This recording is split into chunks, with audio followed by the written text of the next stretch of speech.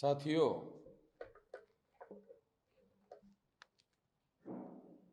आज 6 दिसंबर बाबा साहब अम्बेडकर का 64वां महापरिनिर्वाण दिन है और इस महापरिनिर्वाण दिन के मौके पर आज का ये जो कार्यक्रम रखा गया है,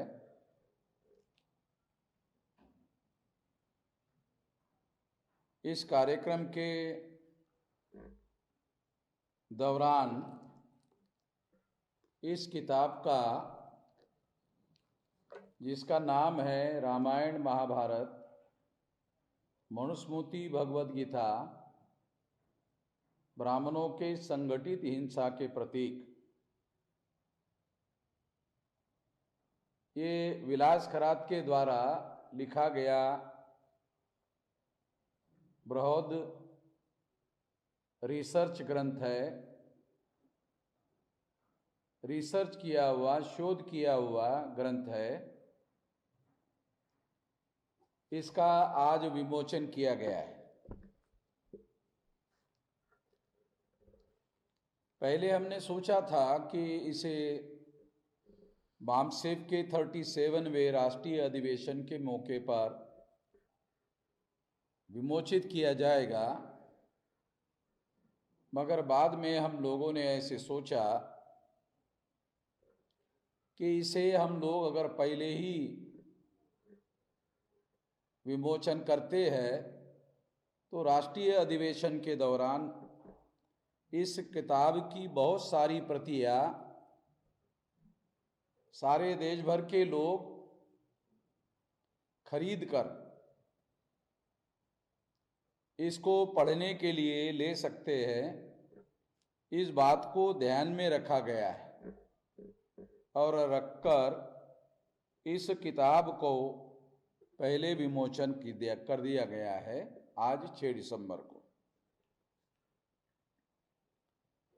इस किताब का विमोचन करने के लिए विलास खरात के द्वारा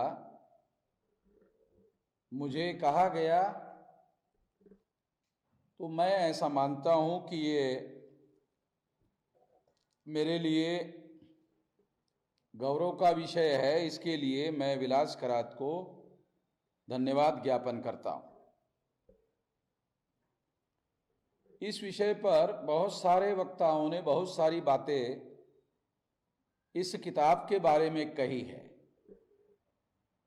इसलिए मैं बहुत सारी लंबी बात आज के मौके पर नहीं कहना चाहता हूं और कभी मौका मिला, समय मिला तो इस किताब की समीक्षा विस्तार से करने का सोच विचार मैंने किया हुआ है। इसमें बहुत सारी बातें ऐसी है जिसकी विस्तार से समीक्षा करना बहुत ज़रूरी है। तो भविष्य में इसकी विस्तार से हम लोग समीक्षा करें, ऐसा विचार है। दूसरा एक और भी विचार आया है, देश में इतिहास पर लिखने वाले बहुत सारे लोग हैं। उन लोगों को अनुरोध किया जाएगा कि इस किताब की समीक्षा की जाए और समीक्षा करने के लिए ये किताब उन लोगों को भेजा जाएगा देश भर में, अलग अलग भाषा, हिंदी में, मराठी में, अंग्रेजी में और देश के अन्य भाषाओं में इसकी समीक्षा करने के लिए लोगों को ये किताब भेजी जाएगी। और इसकी समीक्षा करने के बाद में जो समीक्षा के लेख मिलेंगे उसको भी संग्रहित करके उसका भी एक किताब पब्लिश किया जाएगा, ताकि पढ़ने वाले लोगों को, जो भी पाठक वर्ग है, उन लोगों को इस किताब की समीक्षा पढ़ने का भी मौका मिले और समीक्षा करने से और की भी समीक्षा को पढ़ने से लोगों को इतिहास समझने में आसानी होगी यह इसके पीछे एक मकसद है। दूसरी एक बात मैं इस मौके पर कहना चाहता हूं, इस किताब में जिस तथ्य का उद्घाटन किया गया है, इस किताब में जिस तथ्य को रिसर्च करके, शोध करके हिंदी भाषा में लाया गया है, वो शोध अपने आप में बहुत आश्चर्यजनक है। पहली बार हिंदी भाषा में पहली बार ऐसी कोई किताब आई है जिसमें ये डॉक्यूमेंट्री एविडेंस के आधार पर सिद्ध किया गया है, पुरातत्व के आधार पर सिद्ध किया गया है,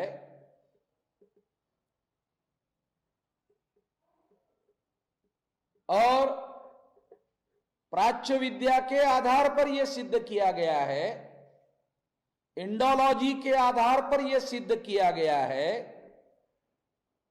कि रामायण, महाभारत, मनुस्मृति और भगवद गीता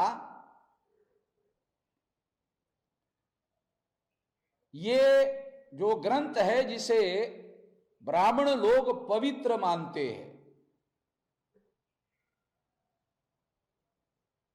जो बहुसंख्यांक समाज है, जिसे आज एससी, एसटी, ओबीसी और माइनॉरिटी इनसे कन्वर्टेड कहा जाता है, और महाराष्ट्र के संदर्भ में अगर देखा जाए तो कुणबी मराठा, और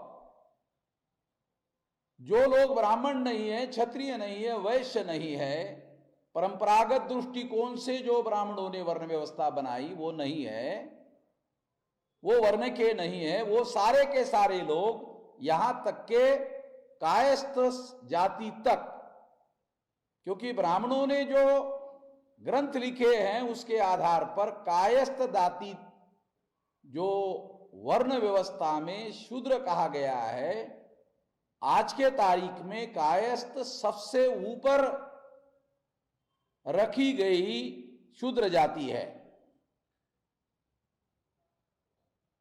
लगभग सभी शूद्र जातियों को मंडल कमीशन में ओबीसी के तौर पर डाला गया है, मगर कुछ जातियों को राजनीति के मकसद के लिए, एडल्ट फ्रेंचाइज की वजह से, प्रौढ़ मताधिकार की वजह से कुछ जातियों को योजना बनाकर बैकवर्ड क्लासेस के लिस्ट से बाहर रखा गया।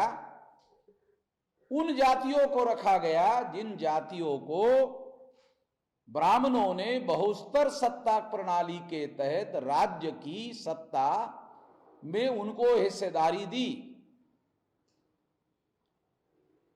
ये एक प्रकार से अलिखित समझौता है ब्राह्मणों का उन जातियों के साथ में, क्योंकि उनकी संख्या ज्यादा है, अलग अलग राज्यों में उनकी संख्या ज्यादा है। जैसे महाराष्ट्र में कुणबी मराठा लोगों की संख्या ज्यादा है, तो उसमें से मराठा लोगों को उन्होंने मंडल कमीशन से बाहर रखा, और इस आधार पर बाहर रखा कि राज्य की सत्ता उनको दी जाएगी। ये बहुस्तर सत्ता प्रणाली में जैसे सत्ता का एक स्तर है पंचायत राज, ग्रामीण भाग को अगर आधार बनाया जाए तो ग्रामीण भाग में पंचायत राज के द्वारा ग्रामों में, विलेज में, गांवों में रहने वाले जो लोग हैं, और उसमें सबसे ज्यादा संख्या वाली जाति है किसान जाति है, उस जाति को उन्होंने एडॉप्ट किया और उनको पंचायत राज की सत्ता दी। और शहरों में नगर पालिका, महानगर पालिका है, उसमें भी उन लोगों को सत्ता देने का कम अधिक प्रमाण में प्रयास किया गया और फिर उनमें से ही जो राज्य की सत्ता है, विधानसभा के द्वारा राज्य की सत्ता जो बनाई गई है, उस सत्ता में उनको राज्य की सत्ता दी गई और उन लोगों की मदद से बहुमत हासिल किया गया और बहुमत हासिल करके केंद्र की सत्ता पर ब्राह्मणों ने कब्जा किया। आज हम देखते हैं कि केंद्र की सत्ता पर जो ब्राह्मणों ने बनाई हुई पार्टियां हैं, उन्होंने कब्जा किया हुआ है। जैसे सबसे पहली पार्टी कांग्रेस, चटर्जी, मुखर्जी, बैनर्जी, गोखले, आगरकर, तिलक, इन ब्राह्मणों ने ये पार्टी बनाई और उन्होंने आजाद भारत पर पहले कब्जा किया और उसके बाद आज के तारीख में आरएसएस के द्वारा जो ब्राह्मणों ने बनाया हुआ संगठन है, उनके द्वारा बनाया गया जनसंघ, और जनसंघ का ही नाम बदलकर भारतीय जनता पार्टी आई, उसकी सत्ता है। तो इसका मतलब यह है कि ये बहुसंख्य लोगों की मदद से राज्य सत्ता पर इन लोगों ने कब्जा किया हुआ है। तो ये बात मैं इसलिए आप लोगों को बता रहा हूं कि ये जो बहुसंख्य लोग हैं, एससी, एसटी, ओबीसी, इनसे कन्वर्टेड माइनॉरिटीज, और जो मंडल कमीशन में शामिल नहीं किए हुए लोग, जो कायस्थ जाति तक वर्ण व्यवस्था के सबसे ऊपर वाले हिस्से में रहने वाले जो कायस्थ है, शूद्र वर्ण के जो लोग हैं, वो जो लोग हैं, ये शूद्र वर्ण के जो सारे के सारे लोग हैं, इन लोगों पर ये जो रामायण है, महाभारत है, मनुस्मृति है, भगवत गीता है, ये वास्तव में ग्रंथ ब्राह्मणों के हैं। ब्राह्मण इनको पवित्र मानते हैं और शूद्रों पर इन ग्रंथों को थोपा गया है। ये ग्रंथ को अगर शूद्र लोग अगर पवित्र मानते हैं तो उसकी वजह यह नहीं है कि यह ग्रंथ पवित्र है, उसकी वजह यह है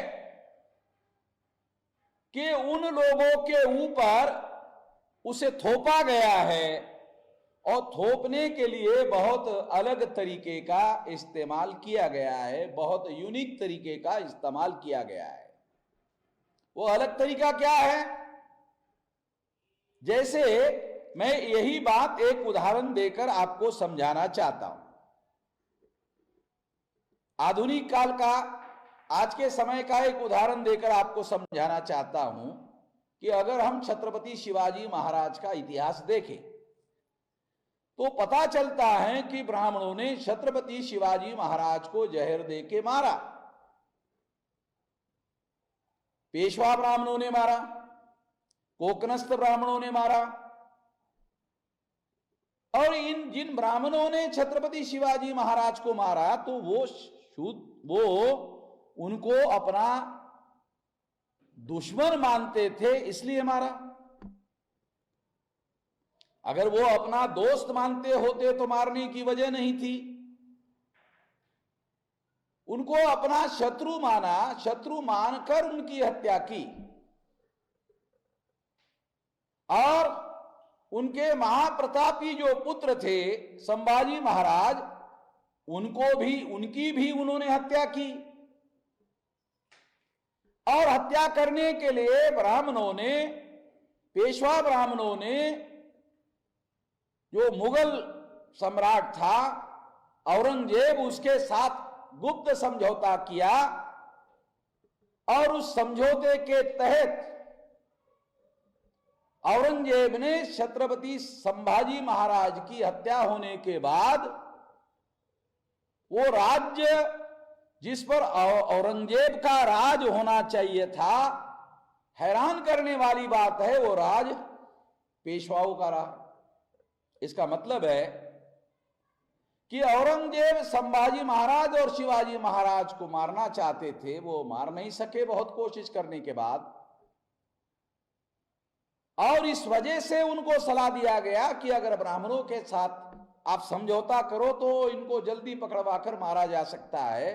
और फिर औरंगजेब ने गुप्त रूप से समझौता किया इन ब्राह्मणों के साथ में, ब्राह्मणों ने उनके साथ समझौता किया और समझौते के तहत संभाजी महाराज को पकड़वा कर मारा गया। इसके भी डॉक्यूमेंट्री एविडेंस उपलब्ध हो गए हैं, क्योंकि औरंगजेब ने पेशवाओं के नाम चिट्ठी लिखी है और चिट्ठी उपलब्ध हुई है कि आप और हमारे बीच में जो समझौता हुआ उसके बरहुकूम अगर आपने आचरण नहीं किया तो जो गत संभाजी की हुई वही गत हम आपकी करेंगे। इसका मतलब है ये चिट्ठी अपने आप में एक एविडेंस है कि पेशवाओं के साथ गुप्त समझौता हुआ था। ये उदाहरण इस बात को सिद्ध करते हैं कि शिवाजी महाराज ब्राह्मणों के लिए शत्रु थे, संभाजी महाराज ब्राह्मणों के लिए शत्रु थे। अंग्रेज आए, अंग्रेजों के विरोध में आंदोलन हुआ, आंदोलन होने के बाद भारत में प्रौढ़ मताधिकार, आंदोलन होने के बाद आजादी मिली, आजादी में प्रौढ़ मताधिकार लागू किया गया और प्रौढ़ मताधिकार लागू होने की वजह से जो प्रजा बहुसंख्यांक है उनको वोट का अधिकार मिला और बहुसंख्यांक लोग जिनको एमपी बनाएंगे, मेंबर पार्लियामेंट बनाएंगे, सांसद बनाएंगे, मराठी में खासदार बनाएंगे, उनका जो बहुमत होगा उसके बहुमत के समर्थन से देश का प्रधानमंत्री बनेगा। तो बहुमत तो इन बहुसंख्यांक लोगों का था, तो इनका समर्थन लेना जरूरी था और ये प्रौढ़ मताधिकार की वजह से हुआ जो बाबा साहब आम्बेडकर ने भारत के संविधान में लिखा। ये परिवर्तन हुआ, ये देश में ये हालात बन गए।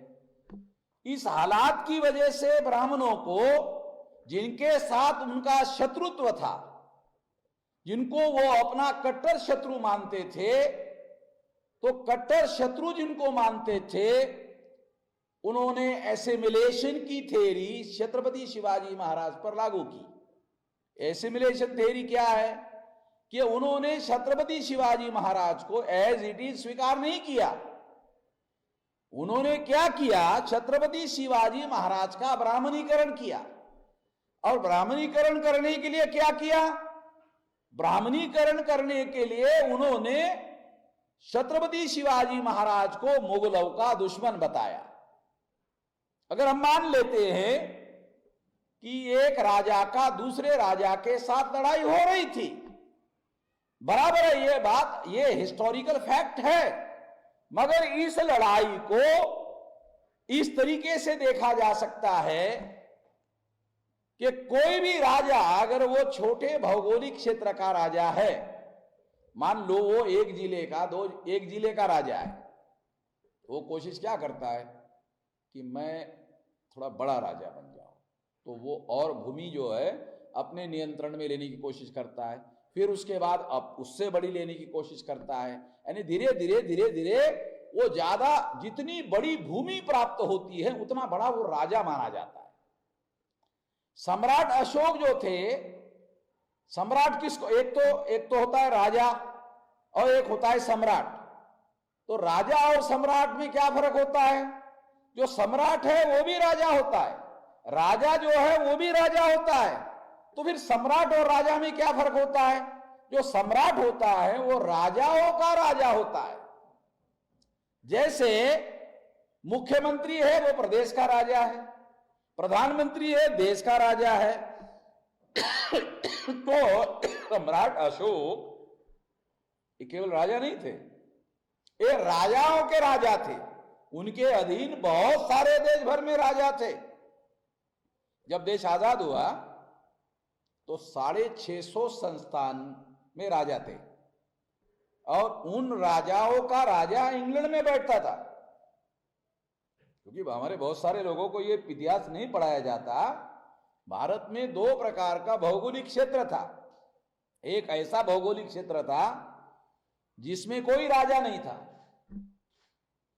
उस पर डायरेक्ट राज था अंग्रेजों का, और कुछ ऐसा भौगोलिक क्षेत्र था जहां राजा थे, जैसे छत्रपति शाहू महाराज थे, वो अंग्रेजों के समय में भी राजा थे। तो ऐसे छत्रपति शाहू महाराज की तरह 650 राजा थे अंग्रेजों के नियंत्रण में।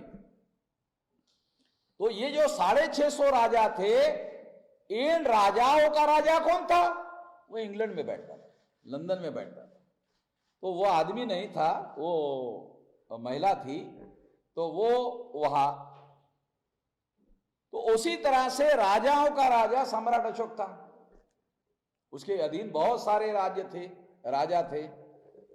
तो मैं जो आपको ये उदाहरण क्यों दे रहा हूं कि किसी भी राजा को क्या लगता है कि वो कोशिश करता है कि थोड़ा 2, 4, 5 गांव का राजा बनने से साला मजा नहीं आ रहा है। वो कोशिश करता है कि और ज्यादा भूमि, और ज्यादा भूमि, और ज्यादा भूमि वो ये करता है। और इसकी वजह से क्या होता है, जो दूसरे भूमि पर दूसरे राजा का राज है उसके साथ उसका झगड़ा होता है। जो जीत जाता है वो भूमि उसके नियंत्रण में आ जाती है। और ये जो छत्रपति शिवाजी महाराज थे, इनके और औरंगजेब के बीच में ये इसी तरह का लड़ाई थी। राज को बड़ा करने की औरंगजेब सोचता था कि सारे देश भर मेरा इलाज होना चाहिए, और शिवाजी महाराज सोचते थे कि मेरा राज थोड़ा बड़ा होना चाहिए और बड़ा होना चाहिए। ये कोशिश कर रहे थे, इसमें लड़ाई होती थी। अब ये जो लड़ाई होती थी, इसको ब्राह्मणों ने क्या किया, ये राजपाट की लड़ाई नहीं थी, ये हिंदू धर्म के रक्षा करने की लड़ाई थी। ब्राह्मणों ने क्या किया, शिवाजी महाराज को शिवाजी महाराज के नाम पर एक्सेप्ट नहीं किया। शिवाजी महाराज जैसे है, उनका जो ओरिजिनल इतिहास है वो ब्राह्मण धर्म के अनुसार वर्ण व्यवस्था में शूद्र है, क्योंकि पुना के ब्राह्मणों ने उनका राज्याभिषेक नहीं किया, कहा कि शूद्र हो। ब्राह्मणों ने प्रचार किया कि रामदास स्वामी जो है उनके गुरु है, तो रामदास स्वामी गुरु थे तो अपने चेले का राज्याभिषेक क्यों नहीं किया? या पुना के ब्राह्मणों को क्यों नहीं कहा कि अरे कर दो, ये मेरा चेला ही है, इसका राज्याभिषेक कर दो? नहीं किया। गागा भट्ट को बोफोर्स देकर के राज्याभिषेक करवाया गया। तो मैं ये सारा उदाहरण इसलिए आप लोगों को बता रहा हूं कि इन लोगों ने छत्रपति शिवाजी महाराज को जैसा वो है वैसा स्वीकार नहीं किया, बल्कि शिवाजी महाराज को क्या किया कि वो मुगलों के साथ लड़ रहे थे। और मुगलों के साथ क्यों लड़ रहे थे? हिंदू धर्म की रक्षा करने के लिए लड़ रहे थे।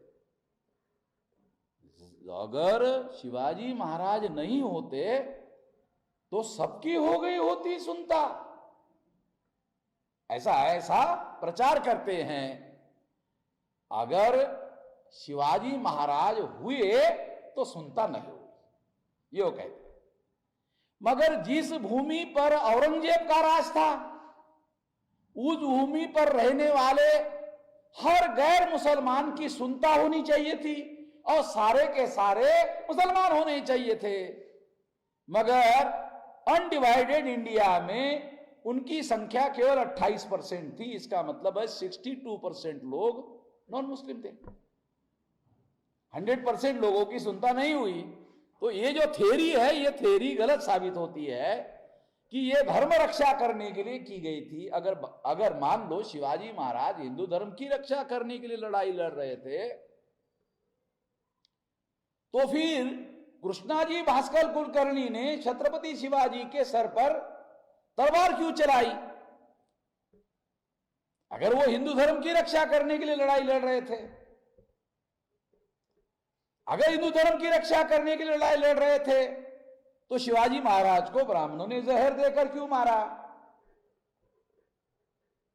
ये इसका कोई जवाब जो है ब्राह्मणों के पास नहीं है। इससे ये बात सिद्ध होती है सिद्ध क्या होती है कि ये लड़ाई दो धर्मों के बीच की लड़ाई नहीं थी, या धर्म रक्षण करने के लिए लड़ाई लड़ रहे थे, हिंदू धर्म की रक्षा करने के लिए लड़ाई लड़ रहे थे, ये बात भी सही नहीं थी। क्योंकि छत्रपति शिवाजी महाराज के समय में हिंदू धर्म नाम का धर्म ही वजूद में नहीं था।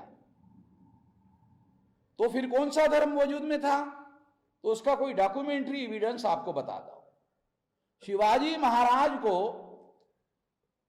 राज्याभिषेक करने की आवश्यकता थी। उन्होंने पुणे के ब्राह्मणों को कहा कि राज्याभिषेक करो।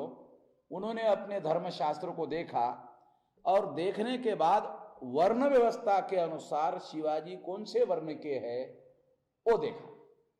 तो उनको पता चला कि छत्रपति शिवाजी महाराज का जो वर्ण है वो शूद्र है। छत्रपति शिवाजी महाराज का वर्ण शूद्र है।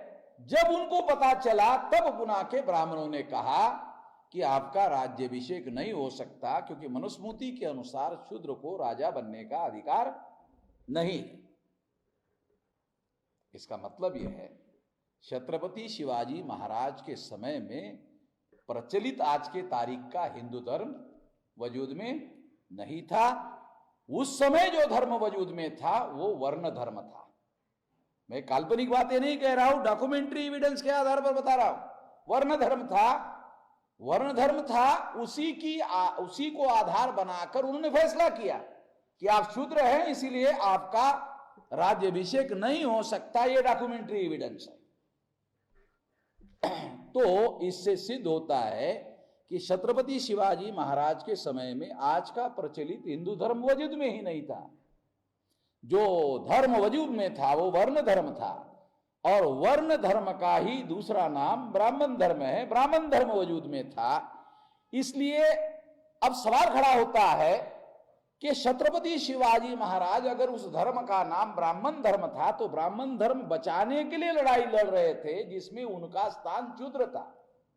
ये तो बात तर्कसंगत नहीं लगती है। इसलिए ये मैं आपको, ब्राह्मणों ने जो झूठा इतिहास लिखा, ये झूठा इतिहास किस लिए लिखा? क्योंकि वो छत्रपति शिवाजी महाराज को एज इट इज स्वीकार नहीं कर सकते थे। क्योंकि एज इट इज अगर स्वीकार किया तो वो मूल निवासी बहुजनों के प्रेरणा स्रोत बने रहेंगे और उससे शिवाजी महाराज से वो प्रेरणा लेते रहेंगे। तो उससे उनको प्रेरणा मिलेगी, और प्रेरणा मिलेगी तो बहुसंख्याक लोग छत्रपति शिवाजी महाराज से प्रेरणा लेकर शिवाजी महाराज की तरह शूद्रों का राज स्थापित करने की कोशिश करेंगे। ये खतरा है। इसलिए ब्राह्मणों ने क्या किया कि नहीं तो हिंदू धर्म की रक्षा करने के लिए कोशिश कर रहे थे, और गो और ब्राह्मण, ये भी एविडेंस है, उन्होंने लिखे रखा हुआ, ये ब्राह्मणों ने लिखे रखा हुआ, गो ब्राह्मण गाय और ब्राह्मणों की रक्षा करने के लिए छत्रपति शिवाजी महाराज ने अपना राज स्थापित किया था। ये भी एविडेंस है। इससे भी प्रूव होता है कि ब्राह्मण ये चाहते थे कि छत्रपति शिवाजी महाराज का ऐसा इतिहास बहुजन समाज के लोग पढ़े जिससे पता चले कि छत्रपति शिवाजी महाराज ने एक तरफ ब्राह्मणों का रक्षा किया, एक तरफ गाय की रक्षा किया, और गाय और ब्राह्मणों की रक्षा करने के लिए राज स्थापन किया था। तलवार उठाई थी, तलवार चलाई थी और मुसलमानों को काटा था, मारा था।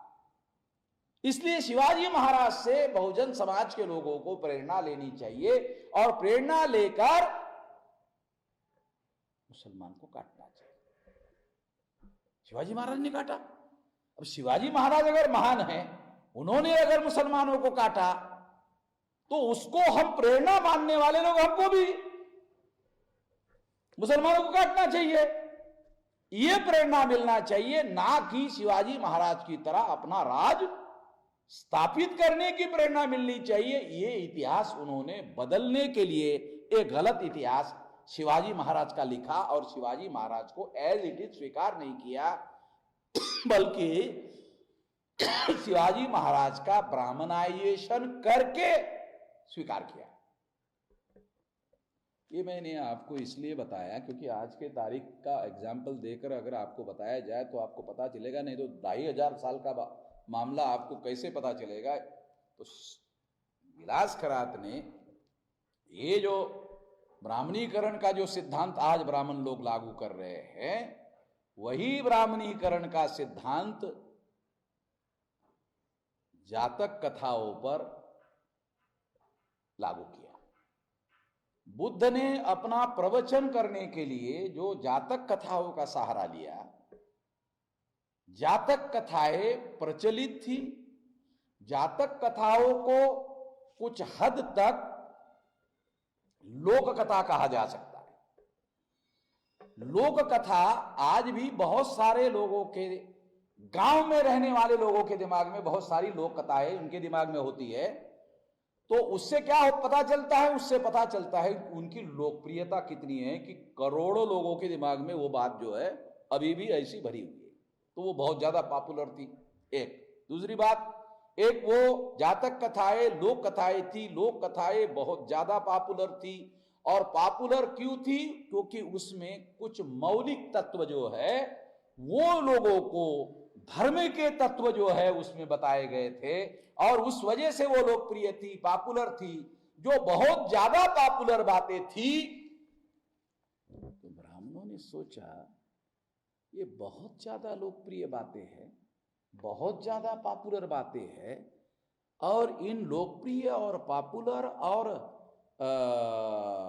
लोकमान्य जो कथाएं हैं, यदि इसके विरोध में अगर हमने स्टैंड लिया, खुल्लम खुल्ला स्टैंड लिया, अगर शिवाजी महाराज के विरोध में हम ब्राह्मणों ने स्टैंड लिया, तो मराठा फिर तलवार हम पर चलाएंगे, फिर छोड़ेंगे नहीं। यदि मराठा की तलवार मुसलमानों पर चलवानी है, तो उनको बोलना पड़ेगा कि शिवाजी महाराज ने तो मुसलमान पर चलाई थी, तो हमारे ऊपर क्यों चला रहे हो, उधर चला। तो उसी तरह से उन्होंने सोचा कि ये जो लोकप्रियता है जातक कथाओं की, उस लोकप्रियता का सहारा बनाकर बुद्ध ने अपने मौलिक सिद्धांत लोगों को समझाने की कोशिश की, और मौलिक तत्वों को लोगों के दिमाग में उदाहरण देकर समझाया। तो जो अशिक्षित जनता थी, ज्यादा पढ़ी लिखी जनता नहीं थी, उनको भी वो बातें समझाने के लिए बुद्ध ने उसका उपयोग किया था। इसलिए उसकी लोकप्रियता केवल लोकप्रियता नहीं रही, बल्कि जातक कथाओं का एक धार्मिक महत्व, उसका मान्यता प्राप्त हो गया।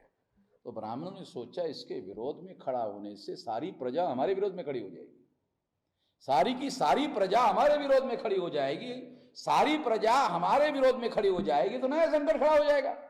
क्या करना चाहिए? तो कथा यही रहनी देनी चाहिए, केवल कथाओं का अर्थ बदल करना चाहिए। और अर्थ बदल करने के लिए फिर उन्होंने जो दशरथ जातक कथा है उसको आधार बनाकर, और तमाम जातक कथाओं को आधार बनाकर, लगभग इस किताब में विलास करात ने बताया कि 20 के लगभग जातक कथाओं का उपयोग रामायण लिखने के लिए किया गया, और उससे कई ज्यादा जातक कथाओं का, क्योंकि 500 से ज्यादा जातक कथाएं टोटल उसको रिकॉर्ड किया गया है, तो उसमें से 30 से ज्यादा जातक कथाओं का इस्तेमाल महाभारत लिखने के लिए किया गया, और 16 बार रामायण में बुद्ध का जिक्र आया है। 16 बार रामायण में बुद्ध का जिक्र आना इस बात को सिद्ध करता है कि रामायण अगर बुद्ध पूर्व काल में लिखा गया है, जैसा ब्राह्मण प्रचार करते हैं, ये कितना पुराना है पंडित जी रामायण, अब बहुत पुराना है, बता नहीं सकते कितना पुराना है। बताएंगे तो पकड़ में आ जाते हैं कि ये या तो बुद्ध पूर्व है या तो बुद्धोत्तर है। अगर बुद्धोत्तर है तो बुद्ध प्राचीन हो जाते हैं, और बुद्ध पूर्व है अगर लोगों को मालूम हो गया तो फिर सिद्ध करना पड़ेगा। तो ये वो केवल मराठी में शब्द है ढोबड़ मानाने, बहुत प्राचीन है। कितना है पंडित जी? बहुत प्राचीन है। मगर वो समय नहीं बताते। और भी ब्राह्मणों के ये रामायण महाभारत के लिखने की और एक विशेषता है कि ब्राह्मणों ने लिखते वक्त कहीं पर भी कब लिखा नहीं लिखा। अभी जैसे ये किताब है, एक किताब पब्लिश है, उसमें तारीख वारीख सब, ये भी तारीख आ जाती। ये पब्लिश कब हुआ? 6 दिसंबर 2020 को हुआ। किसके हाथ से हुआ? अमन मेश्राम के हाथ से हुआ। कौन लेखक है? फला फला लेखक है। ये सारी चीजें इसमें आती है। ब्राह्मणों ने इसको छुपा के रखा क्योंकि अगर आदमी लेखक का पता चलता है तो भी पता चलता है ये कब पैदा हुआ। ये जानबूझकर ये सारी की सारी बातें जो है छुपा कर रखी। छुपा कर रखने के पीछे मकसद ये था कि इसे बुद्धोत्तर, अगर लोग इसको बुद्धोत्तर मान लेते हैं तो चोरी पकड़ी जाएगी। बुद्धोत्तर मान लेते हैं तो फिर हमारा जो साहित्य है, धर्म साहित्य है, ये ज्यादा प्रभावशाली सिद्ध नहीं होगा। और अगर रामायण, महाभारत, गीता और मनुस्मृति अगर बुद्धोत्तर कालीन रचना है, केवल बुद्धोत्तर कालीन ही नहीं है, बुद्ध के बाद मौर्य, मतलब बुद्धोत्तर कालीन ही रचना नहीं, मौर्योत्तर भी है। मौर्योत्तर भी नहीं है बल्कि ईसा, क्योंकि मौर्य ईसा पूर्व हो गए, तो ये ईसा पूर्व भी लिखा हुआ नहीं है। तो इसको अंग्रेजी में बिफोर ख्रिस्त और आफ्टर ख्रिस्त ऐसा लिखने का अंग्रेजी में रिवाज है। बिफोर ख्रिस्त यानी बीसी और एसी, आफ्टर ख्रिस्त। तो ये आफ्टर ख्रिस्त है। और आफ्टर ख्रिस्त कब है? तो 4-5 साल, 10 साल नहीं, 5वीं शताब्दी के बाद लिखा गया। और रामायण महाभारत के बारे में तो ये कहा जाता है जब अंग्रेज आए थे तो लिखना चालू था। महाभारत रामायण में कथाओं को ऐड किया जाता था, छोटी छोटी कथाओं को उसमें ऐड किया जाता था। और हर इलाके का ब्राह्मण जो है उसमें अपने अपने हिसाब से ऐड करता था। और चूंकि वो चौपड़ियां होती थी, वो कोई फर्स्ट एडिशन, सेकंड एडिशन ऐसा कुछ होता नहीं था। ब्राह्मणों ने लिखा, वो चौपड़ी बना के रखा, लाल कपड़े में बांध के रखा। उसमें कोई first edition, second edition, third edition ऐसा कुछ था नहीं। किसी लेखक का भी नाम नहीं होता था। ये जानबूझ कर रखा गया। तो इसकी वजह से ब्राह्मणों ने इसको जानबूझकर प्राचीन बताने के लिए कि हमारी चोरी पकड़ी ना जाए, मगर इस किताब ने चोरी पकड़ने का काम किया। और उन्होंने क्या किया कि जातक कथाओं को, जो बहुत लोकप्रिय है, केवल लोकप्रिय नहीं है बल्कि धर्म मान्यता है, इसलिए ब्राह्मणों ने क्या किया, इसका विरोध करने के बजाय इसी कथाओं को एडॉप्ट करके, जो ऑलरेडी लोगों में लोकप्रिय है, उस लोकप्रिय कथाओं को ही आधार बनाया। और लोकप्रिय कथाओं को ही आधार बनाने के बाद अगर हम उस कथा को लोगों को बताते हैं तो लोगों को लगे ये तो अपना ही है। ये चालाकी करने की कोशिश की। दूसरी बात, उसमें जो मिलावट करने का काम ब्राह्मण करते रहे, प्रतिवाद करने के लिए बौद्ध धर्म के जो विद्वान भिक्षु हुआ करते थे वो प्रतिवाद करेंगे, इसका प्रतिवाद करेंगे। तो प्रतिवाद करेंगे तो भिक्षुओं का कत्लेआम कर दिया। प्रतिवाद करने के लिए कोई भिक्षु जो है वो था नहीं, और जिस इलाके में था उस इलाके में इनकी प्रतियां और इनका साहित्य जो है लोकप्रिय नहीं था। इसलिए हजारों साल तक ब्राह्मणों ने हिंसा का सहारा लिया। ये जो कहा जाता है वो हिंसा सबसे ज्यादा बुद्धिस्ट लोगों के खिलाफ में की गई। और ये जो ब्राह्मणाइजेशन करने का काम किया, इस ब्राह्मणाइजेशन में उन्होंने जातक कथाओं का इस्तेमाल किया। और इसके लिए उन्होंने जातक कथाओं की चोरी की और चोरी करके रामायण लिखा, महाभारत लिखा। भगवद गीता में गुण और कर्म का जो सिद्धांत है, क्योंकि वेद को कहा जाता है बहुत प्राचीन, और अगर वेद प्राचीन है और अगर वर्ण व्यवस्था के खिलाफ बुद्ध बोल रहे हैं, अगर बोल रहे हैं तो इसका मतलब है ब्राह्मण प्रचार करते होंगे वर्ण व्यवस्था का, और उसका उन्होंने खंडन किया। अगर खंडन किया तो इसका एक मतलब ये होता है कि वर्ण व्यवस्था का खंडन बुद्ध ने किया, उसके रिकॉर्ड में ये सारी बातें, पाली साहित्य में सारी रिकॉर्ड की हुई बातें उपलब्ध है, रिकॉर्ड में है, सारा लिखित साहित्य उपलब्ध है, पुरातत्व का साहित्य उपलब्ध है, इंडोलॉजी का साहित्य उपलब्ध है। उसके आधार को आधार बनाकर विलास खरात ने इस बात का उद्घाटन किया कि ये चोरी करके लिखा हुआ साहित्य है, और ये हिंदी भाषा में या भारत की किसी भाषा में ये पहला ग्रंथ है। जहां तक मैं बहुत सारे पढ़ने का बहुत ज्यादा मुझे शौक है, पढ़ते रहता हूं, मगर इस तरह का विषय पर लिखने वाला भारतीय भाषा में इस विषय पर लिखा हुआ मैंने पहला ग्रंथ देखा, जिसमें यह सिद्ध किया गया है कि ब्राह्मणों ने रामायण, महाभारत, गीता ये चोरी के आधार पर लिखा गया है।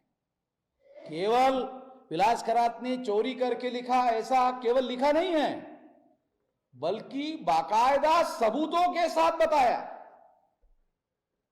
इतना ही नहीं, ब्राह्मण राज्य सत्ता का सहारा लेकर, न्याय सत्ता का, हाईकोर्ट सुप्रीम कोर्ट का सहारा लेकर, राज्य सत्ता का सहारा लेकर, जो कानून की व्यवस्था है, जो आर्कियोलॉजी का कानून है, उसके विरोध में जाकर उन्होंने राज्य सत्ता का मिसयूज किया और साकेत पर उन्होंने कब्जा किया। ये बात भी इसके अंदर सबूतों के साथ आई हुई है।